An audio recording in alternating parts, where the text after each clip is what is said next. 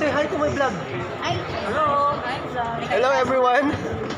Guys, gusto ko pong i-introduce sa inyo si Pastor Rodel. Guys, pakilala kayo. Pastora Claire, Mr. Marlon. Siyempre, yung wife ko si Daydolen. Say hi to my vlog. And of course, si Mayora, Pastor Agnes. Guys, nandito tayo ngayon sa Mall of Asia. Mall of Asia.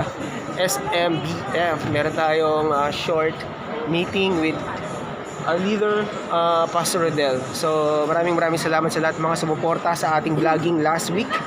At abangan nyo po yung ating mga talakayan sa ating pong channel. At nais ko pong iwanan sa inyo yung statement, another provoking statement na pag-uusapan natin. Handa na ba kayo? Ito yung eternal truth doesn't fear the light of intense scrutiny. So medyo malalim, no?